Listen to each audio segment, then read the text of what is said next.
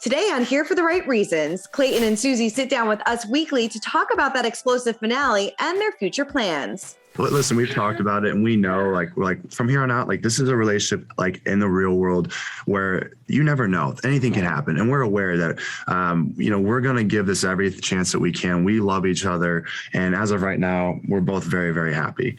Plus, Colton Underwood gives advice on how he can deal with all the online backlash. My heart goes out to Clayton and I hope he has an amazing support system and group around him heading into the finale of the show. Plus, we are breaking down everything that went down on that two-part finale, from all the twists, all the breakups, and 2 bachelorettes. We've got that plus so much more on today's Here for the Right Reasons. Hey guys, Christina Garibaldi here with Us Weekly senior editor, Sarah Heron. Oh my God, Sarah.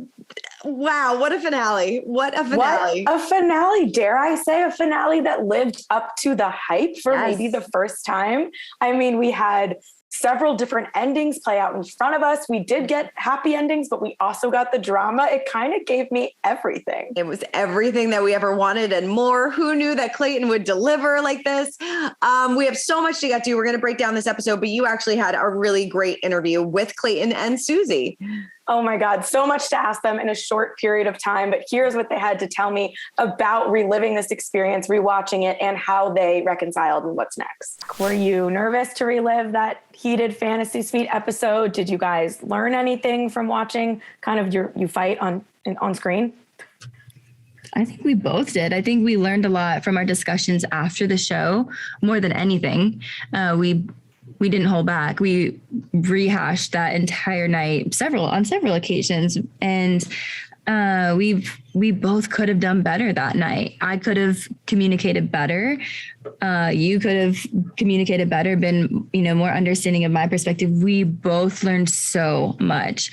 And watching it back, it was sad and it was tough because I could see on Clayton's face, when I brought up that topic, I could just see, I was like, oh my gosh, you can see the devastation in his face and that realization of like kind of coming back down or coming back over to the real world where I was living. And it just broke my heart because I knew it was coming. So it was tough to watch. And how did you prepare Susie for what she was going to see with the last couple episodes when she wasn't necessarily still involved in everything that was going to play out at the rose ceremony from hell, and your breakup was with Gabby and Rachel? Oh, the question I used to do for me. How did you prepare Susie? Yeah. I felt that it was just best to, and we did this right from the start when we started talking after the show, was we opened up our journals because we had really written down everything from the beginning to the end of the journey. And we opened them up and we just read them to each other all the way through. I didn't take out anything. There was a lot of stuff in there. And I wanted her to know this is exactly how it went. These are my inner thoughts. I want you to know, and some of the stuff I'm sure was hard to hear, and it was hard for me to hear some of it too. I mean, she read me how she felt after that night, and she had very, very strong feelings about, who she now saw me for, who I was in that moment, and it hurt because I knew I hurt her. I knew that I was out of line. I knew that I attacked her character, and I shouldn't have. But we just read it because we wanted to say, hey, listen, let's make sure there are no surprises, because we're gonna have to watch this back and we're gonna have millions of people that are gonna also be commenting now. And we cannot allow, there's surely going to affect us in some way, but we need to make sure that we're rock solid and that we already know what's coming. So there are no additional surprises that could potentially shake this relationship. You had a ring in your hand for a second there. Were you seriously considering proposing? And how are you guys going to navigate being asked that every time you do an interview by people like me? I had the ring with me. It was very conditional with how is this conversation going to go. To be honest with you, I knew she would show up because I knew it wasn't in her character not to show up. But I was very, very certain she was going to say no to me. I kind of anticipated that. And so I went in there, but I wanted to know, her to know that, hey, I'm for real about this. I really, really do love you. And I would get down on a knee, but I was reading the room. I was waiting to see how she came in. And And I could tell by her mood and through her words that I'm like, obviously this will not lead to a proposal. This is going to lead to the end of the line. So, and I was okay. I had come to terms with that. It hurt me, but I knew, I was like, you know what, whatever she tells you, respect it and be thankful that she showed up. Yeah, I mean, the twist that we probably maybe saw coming, maybe not, I don't know, but they seemed to be very much in love. Yeah, I don't know. I didn't necessarily see it coming. I guess they kept teasing like it's not over yet. It's not over yet. And I certainly didn't think he was getting back together with Gabby or Rachel. But after watching the Susie Clayton last interaction in Iceland, it felt like she was kind of done to me. So as they kept teasing it, I thought they were just kind of blowing smoke, and I didn't think it was going to be anything. I thought if maybe it would be them explaining we did talk and we on good terms. I didn't think they would be boyfriend and girlfriend on the cover of the magazine. Like I was surprised. I was surprised too. I didn't think that they would be in love. I didn't think that he would be moving to Virginia Beach. Like having a plan. Did not see that coming. Yeah, did not see that coming at all. Well, a lot of people have a lot of opinions, whether they hate it, they love it. Of course, he's going to get some online backlash, and nobody knows that better than former Bachelor Colton Underwood. I recently spoke with him, and he gave some advice on how he could deal with that going forward. Yeah. I mean, how do you deal with the social media backlash and the social media hate and people always having opinions on things? And, I'll talk a little bit more about Bachelor in a little bit, but I feel like Clayton is kind of going through that as well right now, and as his journey is kind of wrapping up. But how do you kind of deal with that? Well, I think I've learned over the years, people are always going to have opinions and people are always not going to agree with the decisions that you make in your life. But at the end of the day, it's your life and it's your happiness. So I would rather make a decision that is unpopular, but makes me happy and makes me fulfilled and makes me feel loved than to bow down to what the public wants to see or was expecting to see or hear from me. Yeah. And also just keeping in mind that what you see on TV is just a fraction of who that person truly is. And, I haven't not watched this season, but, my heart goes out to Clayton, and I hope he has an amazing support system and group around him heading into the finale of the show. Yeah, I guess, you're not going to please everybody and not everybody's going to be happy about it. But some wise words there from Colton. It's true. And it's funny because, the Colton, Clayton, people have been slipping up. I have nonstop because of the similarities for their names, but also maybe some decision making and, the final three meltdown of all time. Yeah. But talking about Clayton, I mean, what do you think of Cassie being on part one? Wow. I mean, I wasn't expecting that at all. I didn't think that she would be returning to Bachelor Nation anytime soon because, it seemed like that left obviously a very bad taste in her mouth. But it was good to see her. She had some good perspective because this kind of a little bit go hand in hand with what happened on Colton's season. She tried to leave. He tried to, convince her to come back. They tried to make it work, and that's a whole other movie going on there. But it really is. It was interesting to see her. How about you? Yeah, I agree. I was so surprised. I thought, it's one of my things, all the alums coming back, and I didn't necessarily die for it. But I agree with you, totally has an interesting perspective, relates to Susie. Thought it was interesting, the advice she was giving. It's too late. Obviously, they already filmed it, but the trust your intuition, which I think is something she wishes she did versus giving Colton that other chance and even going down the road and where it led them after like that mess of a year. But it was also interesting to hear that Colton said on Almost Famous that he got a heads up from a producer that she was going to be on the show, and that the producer said they don't foresee his name coming up. And obviously she was there to comment on the finale, but Jesse Palmer did sneak in Colton's name. And if you saw, there looked like a panic in Cassie's eye, like where I feel like she was like, had this 30-second or maybe split second of regret of, oh God, are they about to ask me? Like, why did I do this? Like, and why is she putting herself back in that environment? I don't know. I guess it's like good exposure. And like, why should she have to feel shunned from the show because of something Colton did? But also like, why your name was going to be in headlines with him again? Like you're setting yourself up for it. I don't know. I thought it was interesting. It was. I mean, but you make a good point. Like if you're going to, go, dip your toe back into Bachelor world, people are going to bring up Colton. It's only, I don't know. I mean, they're always going to go hand in hand when you talk about The Bachelor. So yeah, I mean, yes, you did see a little look of panic in her eyes. I thought so too. All right. Well, let's get into this week's episodes. Bachelor buzzwords. What kind of summed it up for you? I went with full circle for two reasons, because it kind of came full circle twice. If you remember, this season started with Clayton being rejected by Sally, the runaway bride. And it technically ended with Clayton being rejected by Susie, his now girlfriend. So the theme of rejection came full circle. And he also had to, reject Gabby and Rachel, which we'll get into quite harshly. And then it came full circle again, though, because as we thought it was over, and we were then introduced to the new Susie and Clayton dating again. So a lot of full circle moments, but if it did end without him and Susie together, like imagine the depression, because then they could poke fun at it, like Jesse Palmer with his eyebrow raised, like, or did it end that way? Made it a little more lighthearted, but like think about if Susie didn't want to get back together, like that weird parallel of from Sally to Susie. Nobody wants to. Nobody wants you, Clayton. Nobody. Like dark stuff. Seriously, very dark stuff. Well, glad we had a happy ending. Mine was finally most dramatic. We finally got the most dramatic finale ever after 20 some odd years that they have been telling us this. I feel like this definitely was maybe top three most dramatic Bachelor finales of all time.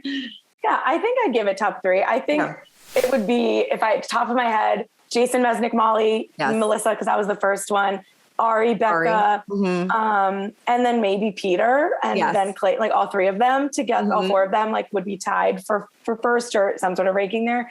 I guess that's where my head goes. Yeah, no, totally. Yeah. I thought, and probably throw Juan Pablo in there as well. That was always that was a good one. We've had some good ones, but this was definitely at least in top 5. So thank you for not overselling it, Bachelor. I agree. But I mean, to go with most dramatic, where do we go from here? Which kind of leads us to your ship.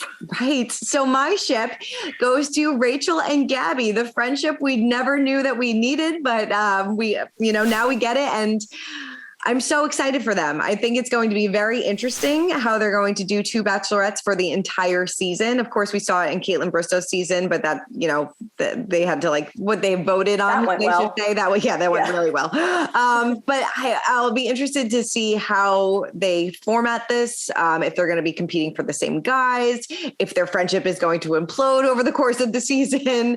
But for right now, I really, really like this. And I also really loved how Rachel and Gabby kind of came together during that rose ceremony from hell when Gabby came back and Rachel's like, oh my God, thank God that you were back here and we can kind of go through this together. Because I feel like if one was just kind of left there alone, it would have been really, really difficult for them to deal with, even more so than it was. Yeah, I agree. I think the love between the two of them was pretty evident throughout the show. And as much as we say it doesn't seem like a good idea to have them stay together during fantasy suites, or even we saw a conversation between two of them after meeting the parents, which is not normal, obviously, kind of comparing, did you go on a date? No, I didn't go on a date, which this was different circumstances. And I think it worked in a way that it doesn't always work. I agree with the way she was like clutching her when she came back.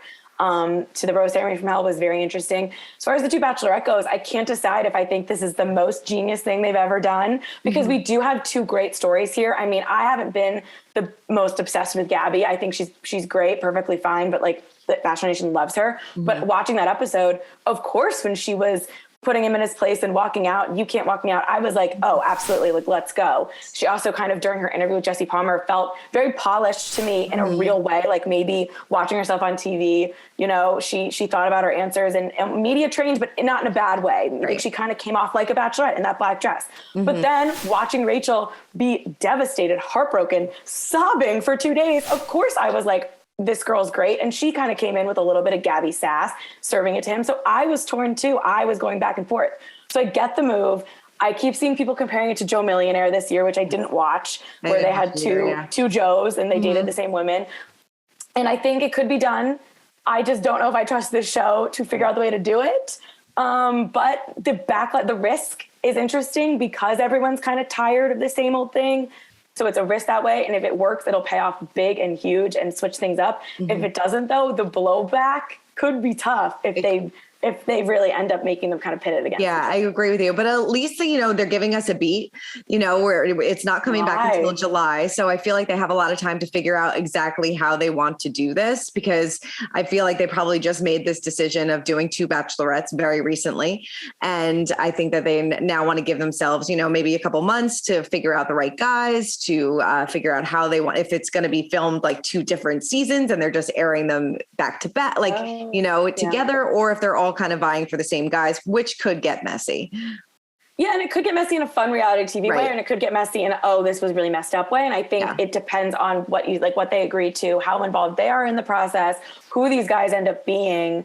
And will it fall on the guys to kind of be the ones who maybe make it slimy as long as they protect the girls? Yeah. I feel like you don't want to lose that friendship, because I feel like that's what they're kind of basing this around right now. And I feel like they're going to lean on each other throughout this entire experience too. I don't know. It's going to be interesting. It's going to be something to watch. Also, are like the greatest actresses of all time, or did they genuinely not know? Right. I know. Like I was thinking that too. Yeah. I feel like, wow. I'm like, who knew? I think they knew, because I've started listening to the podcasts that have come out so far with Clayton and Susie on Biofiles said, it's easier that they're both the Bachelorette because now we're all happy. And I don't know when that was recorded, but it was already out this morning. So it was either really late last night and Clayton wasn't there, or a couple days ago. So I think they knew, and it was a messy ending. So maybe it was a way to give everyone closure, but Rachel can do those eyes and look surprised. So I'm like, we got to watch out for her if that was acting, because she looked surprised. She did. All right. Who are you shipping? All right, let's take this opportunity to talk about Susie and Clayton. I know we got to go back in some of our other stuff with the lines, but I thought this was a good place because I don't know if I'm shipping them. Yeah. But to play devil, I think it's easy to say absolutely not. They have no chance after everything we saw. But to play devil's advocate, and I'd be curious to hear what you have to say. 1, the Bachelor couples that don't have conventional endings typically date for a long time or end up together. I mean, you look at in the odds, you have your Jason Mesnick, you have your Ari Leindeck Jr., both married, versus your one Sean Lowe. So technically they would fall into the latter category and they would have success there. I agree with you. And even Matt James and Rachel, they didn't end up together, obviously, but they gave it another shot after cameras stopped rolling, and, they seem to be going strong. I definitely think that is a really good point, because only one Bachelor Nation couple from the end has gotten married, which is kind of crazy. But just Bachelorettes have obviously gotten married, but yeah, I do. I think that is a really good point. They kind of let the cameras stop rolling. Nobody knew that they were together. So they had that time to really kind of figure things out, if this was going to work for them or not. I am surprised that Susie gave him a call back and wanted to do this over again. She said that this was kind of a deal breaker. Yeah. That's that was the other thing. I've been listening to Susie and she just seems so level-headed. Yeah.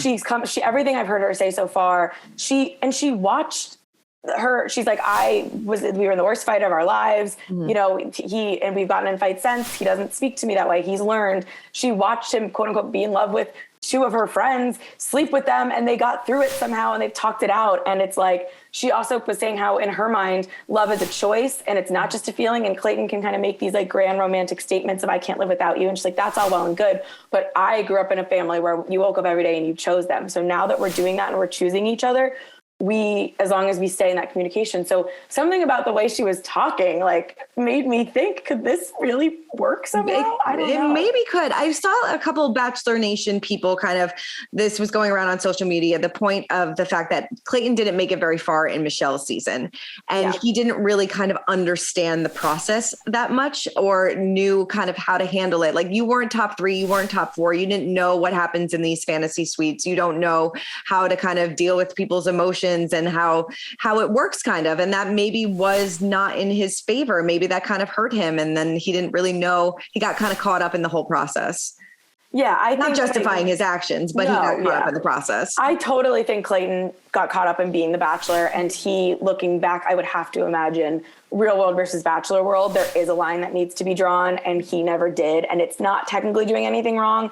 It's just how you're going to try to get past this as a couple. Yeah. But I think Susie also said, the best thing I did was say no in Iceland, because there was no pressure. When I reached out, it was kind of to get closure, kind of to check in on him. We clearly still had a connection there, but there was she accepted your final rose. She accepted your proposal, no expectation. And I think that the time really worked out for them, but it was not an easy journey. It was not an easy journey. And I don't think it's over because, I don't think it's over either. I mean, they're going to then, a lot of Bachelor couples, we've both spoken to a lot of them. They say that the moments after the show, once everybody can put their judgments in, you can get that online backlash and a lot of people asking questions about their relationship. That's when the real test comes in, because it's like, can you get over that hump? And if you can, and if you can kind of take a step back and concentrate on your relationship, that's when these kind of flourish and survive. But we'll have to wait and see. All right, let's get to our best lines of the night. I know both of ours went to Rachel. What was yours? I mean, because Gabby had so many good ones, but for Rachel, it was a pleasant surprise. Like, I was so proud of her. And I think that, did you tell me you love me if you wanted to sleep with me, was a fair question. Great delivery.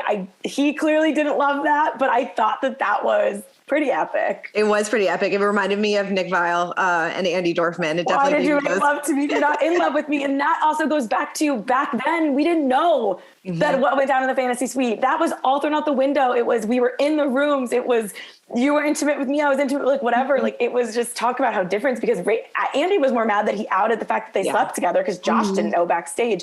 This was more like, dude, you also told everyone, by the way, and then you dumped me. So I loved it. Right. It also has to be so awkward because everybody's parents were in the audience. It's like, you're talking about that. It's got to be we'll get to the parents. So uncomfortable. Mine also went to Rachel when she said, I just want to start out by saying none of these emotions are for you or about you. It has nothing to do with any lingering feelings because I became collateral damage in your journey for love. That was the most completely selfish journey. Good for her. Oh, so good. Again, surprise. I was just proud of her. I didn't see it coming from her. From Gabby, I expected it. From Rachel, it was, even her watching the clips, it started with tears in her eyes, but she pulled it together, and I thought she did a great job. And I'm glad she did a really good job. She's getting a Bachelorette chance too, because I think that'll be very interesting. Totally. What about thirst? Because even though there was a lot of drama, the shows can still sneak in some thirsty moments. Yes. So before I knew how everything ended, that Susie and Clayton are back together, mine went to the letter, because it also felt like a last ditch effort to beg her to stay, like he did with Gabby and Rachel. I was like, oh, here he goes again. He is just on the knees, on the floor. He does not want this to end with him leaving single. He's doing everything in his in his power to make it so this girl can stay. And I just feel like he was just I don't know, using his bachelor power to kind of manipulate the situation. Obviously things worked out the way it did, but I don't know. I just didn't feel right to me. I get that. I also think that Clayton, some of the criticism he's had this whole season is he uses a lot of the same phrases and wording. And he has said, I think on Off the Vine, this was about specifically the Fantasy Suite episode, so not the finale, but kind of said, I'm one person. I don't have different vocabulary with different people. It's one process. And that's all well and good, but it is very jarring to see them back-to-back conversations. And it did feel like in that moment, what about Susie is different? We don't necessarily know. He didn't give us why he loves her.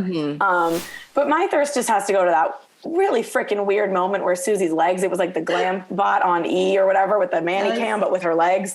When they were like, who could it be? Who reached out from the past? And it was her legs. And I honestly was like, I don't know if that's Susie. I wasn't sure, but also it was just so stupid. It was so stupid. We didn't need that. We really didn't. All right. Cringe-worthy moments of the night. The whole 4 hours. The whole thing. The whole 4 hours. I'll give it to the rose ceremony from hell, that one first hour, just because from the sobbing of Rachel's echo sob to them it felt like they were replaying that one sound over and over again, even when Jesse and Clayton were talking. I don't know if he heard that in real time or if that was edited in later, but those sobs. And just looking back, it was cringy in the moment. It felt weird that he was kind of convincing them so hard to stay. And looking back, how cringe. Why in that moment, if Susie was the one I'm most in love with, which he kept saying to them, I'm trying to figure out who I'm most in love with. You just told all of us. You just told Susie. You know it's Susie. So why are you convincing them to stay? And looking back, it's why did he fight that hard? Just so the show would continue. It's cringe. He should have gone to get Susie then. Right. I totally agree with you. And we were just talking, what would he have done if Susie got on a plane, went home, wasn't in Iceland? How would this show have ended? Would he just have, and then would he just have chosen Rachel or Gabby? And then when they watch this back, they would have just felt like a consolation prize. That's what Peter did with Hannah Ann, and we saw how well that worked out. Right. Yeah, seriously. Yeah, totally. Mine was this Clayton breaking up with Gabby and Rachel at the same time. like you were the worst person ever in that moment. Like, that was really bad. I heard him say on Bachelor Happy Hour that he did that because they were leaning on each other at that rose ceremony from hell. So we thought maybe they could lean on each other and then he would go talk to them separately. But I think this was production and he's trying to rationalize because who in God's name thought this was a good idea? Production, because they would know that it was a good moment that we would be talking about, but they are just setting this guy up for failure after failure. It was really bad. I did love, like you mentioned earlier, I loved how Gabby handled herself in that situation. She was like, I really have nothing left to say to you. I am leaving. You don't have to walk me out. We are done. So, I mean, I thought she handled that really well, but that was one of the most cringeworthy moments of all time. I agree. If we have to hand out a rose, I mean, who would you give yours to? I agreed with you. You picked this first. All the parents in the audience, like they really, and especially Gabby's grandpa. Oh my God, cutest little man in the world. So precious. I thought it was amazing that they would cut to Rachel's dad as he was getting more angry. But then God bless these people for not taking the Barbara Weber route and saying, if I have nothing nice to say, I'm not going to say anything at all, because at the end of the day, you are older. It is kind of weird to have, parents ripping apart people on stage. And it wasn't a good look for Barb when she came for Maddie like that. And Rachel's parents had everything they needed to say with that line and with that look on their face. And I thought that was great. Gabby's grandpa was so cute. And Clayton's parents during that first episode, I thought were the most level-headed parents we've seen on the show in a long time, especially with a son, a bachelor, a lead, who was making horrible decisions left and right. Mm-hmm. And they were not afraid to tell him that. And they were asking those questions. Well, what about Susie is the one? Mm-hmm. How are we supposed to treat Rachel and Gabby if you're telling us you liked Susie? And they were also nice to them. Mm-hmm. It felt genuine. I thought his family, it made me think, how the hell did Clayton end up the way he did? Because they seem really well adjusted with good heads on their shoulders. No, definitely. And they they kind of like understood the process as well too. And which I get, they're not like, how can you be in love with these people after like 2 days? So they were like, why? Like they were asking questions I was asking. I was like, yes, Clayton, tell us why Susie. Tell us why. And they weren't, Susie left and I made Susie. Right. And weren't afraid to tell him when he messed up. So I totally agree with you. I thought all the parents this season kind of handle things really well. I guess they've been doing their homework. I think so. Yeah. All right. Who are you sending home? Who do you want to see packing their bags? I just really, the 2-night live finale thing is not doing it for me. I think 2 nights of a finale is perfectly fine. And I do get that they want to keep the hype up. And if it was totally concluded, would we come back for night 2 just to see reunions? Maybe not. But I don't think we need Jesse Palmer in the crowd night 1, 2. It kind of takes away from that excitement of the live thing. I don't need Claire Crawley telling me what she thinks. I just don't. And I even like Nick Vial, like he has a podcast that I listen to and I'll get his opinions there. Like I don't need it during this hour, or these 2 hours. Like there was a lot to get to and it felt silly to me. And like, they weren't there. They don't know. And they do interviews, they have podcasts, they have Twitter, like they'll get their voice out there. I didn't need it on the show. And I think Cassie was the only one who really did kind of, I enjoyed seeing that, but then it also brings up some of the icky other stuff. And I don't know. It didn't do it for me. No, I agree with you. I totally agree with you. I didn't feel like we needed it. You could have just done a 3-hour finale one night and be done with it. Cause I really just want to hear from the people that are on the show. I want to hear from Clayton. I want to hear from Susie and Gabby and Rachel. It's like, I don't really need their perspective. It didn't add anything. I totally agree with you. Oh my God. So I don't want to see them packing their bags, but Tayshia and Caitlin not going to be hosting the Bachelorette. I'm kind of disappointed in this, especially with having 2 bachelorettes going into this season. Caitlin knows what that's like. I feel like she could have been there for her. What do you think about this? I know it was slipped in there. It was kind of funny. Yeah. Jesse Palmer being like, and I'll be there too. Right. I actually will say, I thought Jesse Palmer did a great job combining humor and asking tough questions. You can tell him and Clayton are close, so it was a little whatever. But I thought he did a decent job with the pacing and leading the show. Yeah. I think that if they don't have Caitlin, at least in some capacity, as a mentor or as maybe they need another host because of this layer, I think that'll be a big mistake, especially because she's from the Bachelorette season. I know it's going to be different and they voted and this is going to be the whole season, but I think Caitlin offers a great perspective. I think people loved the way she hosted when she was solo after the final rose for Michelle. I like Tayshia. It does kind of feel like Tayshia put Bachelor Nation behind her, though leaving clickbait, never really opening up about her split from Zach. So I wasn't surprised she wasn't back. And I'm kind of just holding out hope that they're going to find a way to make Caitlin involved too. And that's what I'm going with. But I would be very sad if it was just Jessie Palmer. I totally agree with you. Yeah, no, Jessie, I think overall Jessie did a great job as Chris Harrison 2.0. I mean, it literally felt like a replica of Chris Harrison. Yeah. But I thought he handled himself really well. He did a good job. And I'm sure next, as the seasons goes on, he'll find his footing even more. But yeah, Caitlin, I feel like she really brought something to the show and does bring a good perspective when she's there and was a good mentor. So yeah, I feel like maybe they can do it together, maybe hosting. I don't know, but I just feel like it'll be a big miss if they don't include her. So we'll see. Yeah, I agree. Wow, Sarah, what a season. It's like, obviously I am always complaining about how it's airing back to back, but now I'm like, what am I going to talk about until July? July. That is a long time, a long, long time, but we are going to be here each and every week talking about Bachelor news. Let us know what you guys want to talk about. Sarah, it's been a really amazing roller coaster of a season. Christina, thank you for being my partner in crime. Will you accept this rose? I will accept this rose. Will you accept mine? Absolutely. All right. Before we wrap up, who's on the podcast this week? So you will hear my full interview with Susie and Clayton. You know, they don't give a lot of time, but the whole thing will be in there. And I have Becca Tilley on hand, who has been to a finale or two, to break it all down with me both nights. I'm going to be talking about this till July, I guess, unless someone gives me something to say. So hopefully it'll be a good episode and you guys enjoy it. Definitely. Well, let us know what you guys thought about the finale in the comments. Keep commenting, keep subscribing, and we will see you guys next week. Bye, guys. Bye.